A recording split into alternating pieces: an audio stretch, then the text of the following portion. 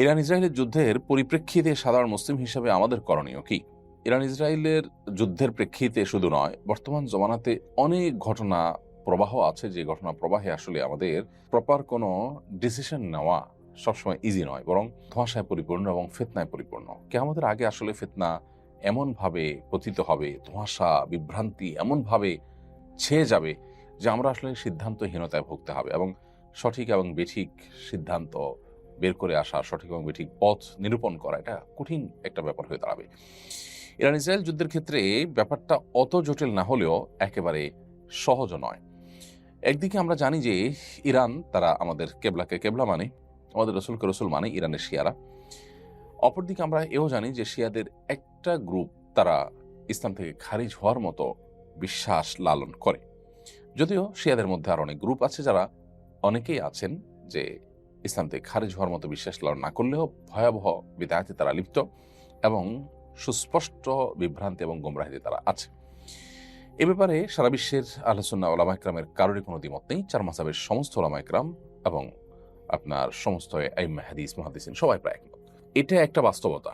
আরেকটা বাস্তবতা হলো যে আমরা জানি সিরিয়া সহ, ইরাক সহ মধ্যপ্রাচ্যের অনেকগুলো দেশে এই শিয়া প্রধান দেশটি ইরান বিভিন্ন সময় হামলা চালিয়েছে, এবং বিশেষ করে অতি সম্প্রতি সিরিয়াতে হাজার হাজার বরং লাখো আহলে সুন্নাহর আলেমদেরকে হত্যা করেছে, মসজিদগুলোকে ভেঙেছে, দখল করেছে, এবং সেখানে আপনার শিরকের রামরাজত্ব কায়েম করেছে। বিশেষ করে বাশার আল আসাদ, যে কসাই হিসাবে পরিচিত, লক্ষ লক্ষ মানুষের জীবনহানি করেছে, যে সে নিজে ইরানের অনুগত এবং ইরানের সহযোগিতা নিয়ে সে তার এই জুলুমগুলো চালিয়েছে। তো এটা একটা বাস্তবতা। আবার ইহুদি রাষ্ট্রটির যে জুলুম দীর্ঘকাল পর্যন্ত ফিলিস্তিন সহ গোটা মুসলিম বিশ্বের বিরুদ্ধে যে ভয়াবহ এবং সবচেয়ে খুল্লম খোলা শত্রুতায় লিপ্ত, এটা তো আজকে নতুন নয়। এবং কোরআনে কারিমে আল্লাহ বলেছেন, লা তাজিদান্না আশাদ্দান্নাসি আদাওয়াতান লিল্লাযিনা আমানুল ইয়াহুদ, ঈমানদারদের সবচেয়ে বেশি কঠোর শত্রুতা করতে দেখবেন ইহুদিদেরকে, হে রাসূল, এবং এরপরে যারা মুশরিক তাদেরকে। আজও আমরা দেখছি যে আমাদের পার্শ্ববর্তী দেশের মুশরিক দেশ এবং এই ইহুদি দেশ, উভয় দেশ পৃথিবীর যে কোনো প্রান্তে মুসলমানদের বিরুদ্ধে তারা ঐক্যবদ্ধ এবং সবচেয়ে বেশি সোচ্চার। তো এই জন্য যারা আমাদের আহলে কেবলা নয়, সেই ইহুদিদেরকে এক সাইডে রাখলে অবশ্যই শিয়ারা, যারা আমাদের কেবলাকে কেবলা মানেন, যাদের সাথে আমাদের অনেক দিক থেকে মিল আছে, তারা আমাদের সন্দেহাতীতভাবে আমাদের বহু কাছাকাছি, সেই জায়গা থেকে তাদের প্রতি আমাদের সিম্প্যাথি, তাদের প্রতি আমাদের সমর্থন থাকার কথা সূরা রুমের মূলনীতির আলোকে। এর পাশাপাশি তারা এই চলমান যে আগ্রাসন, সে আগ্রাসনের মধ্যে তারা মাজলুমের ভূমিকা আছে। সেই জায়গা থেকে আমরা মাজলুমের পক্ষাবলম্বন করাটা, এটা হলো আমাদের জন্য সবসময় কর্তব্য। আমরা কোনো অবস্থাতে জালেমের সহযোগী বা জালেমের সমর্থন, এটা আমরা কোনো অবস্থাতে করতে পারি না। সেই সাথে আল্লাহ তাআলার কাছে আমাদের একটা কমন দোয়া থাকা দরকার, আল্লাহ চলমান সমস্ত ঘটনা প্রবাহের শেষ পরিণতির জন্য ইসলাম এবং মুসলমানদের জন্য কল্যাণ বয়ে আনে। সে দোয়াটা আমরা মনে প্রাণে আল্লাহ তাআলার কাছে বেশি বেশি নিবেদন করব, এবং সকল প্রকার জুলুমের অবসান, জালেমের পতনকে আমরা আল্লাহ তাআলার কাছে কামনা করব কায় মনোবাক্যে। এবং সেই সাথে ইরান এবং শিয়া যারা আছেন, তাদের প্রতি আমাদের আহ্বান থাকবে যে এই রকম পরিস্থিতিতে আজ সারা বিশ্বের প্রায় আহলে সুন্নাহর আলেম এবং শাসকরা ইরানের তাদের প্রিভিয়াস যে আহলে সুন্নাহর আলেমদের প্রতি জুলুম, নির্যাতন, তাদের প্রতি আপনার হত্যাযজ্ঞ, এগুলো সত্ত্বেও ইরানের প্রতি তাদের যে সিম্প্যাথি, ইরানের প্রতি তাদের যে সমর্থন, সেটা তারা জানাচ্ছেন। অতএব তারাও ভবিষ্যতে আহলে কেবলা নিজের স্বগোত্রীয় ভাইদের সাথে আচরণ করার ক্ষেত্রে তারা যেন আরো দায়িত্বশীলতার পরিচয় দেন। উচ্চ মাধ্যমিক শ্রেণীতে এনসিটিবি কর্তৃক প্রণীত ইসলামের ইতিহাস ও সংস্কৃতি বই নিয়ে সমালোচনা হচ্ছে। এই বইটি একাধিক সাহাবীর ব্যাপারে সমালোচনামূলক রচনা আছে। এই বইটিতে একাধিক সাহাবীর ব্যাপারে সমালোচনামূলক রচনা আছে। সাহাবীর মর্যাদা সম্পর্কে ইসলামের নির্দেশনা জানতে চাই। সাহাবা ইকরামের নির্দেশনা ইসলামের আলোকে সুপ্রতিষ্ঠিত, সুপ্রমাণিত, এবং তাদের যে মর্যাদা, সেটা রক্ষা করা একজন মুসলমানের কর্তব্য।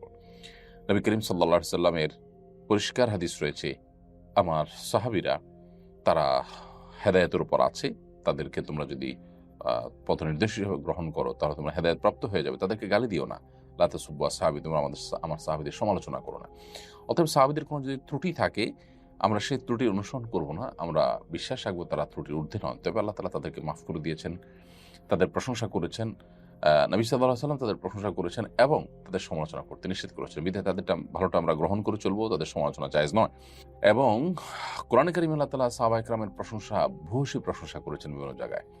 আল্লাহ বলেছেন যে মুহাম্মদুর রাসূলুল্লাহ ওয়াল্লাযীনা আমানু মাআহু ওয়াল্লাযীনা মাআহু আশিদ্দাউ আলাল কুফফার রুহামাউ বাইনাহুম তারাহুম রুকআন সুজদান ইয়াবতাগুনা ফাদলাম মিনাল্লাহি ওয়া রিদওয়ানা সীমাহুম ফি উজুহিহিম মিন আথারিস সুজুদ যালিকা মাসালুহুম ফিত তাওরাতি ওয়া মাসালুহুম ফিল ইনজিল কাযারইন আখরাজা শাতআহু ফাআযারাহু ফাস্তাগলাযা ফাস্তাওয়া আলা সুকি।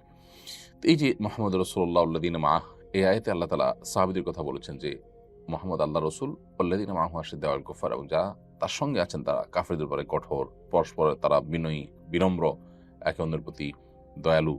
তারপর তাদেরকে সবসময় দেখবেন রুকুতে, সিজদাতে তারা আল্লাহর সন্তুষ্টি শুধু আশা করে, এবং তাদের সিজদার আলামত তাদের চেহারায় ফুটে ওঠে।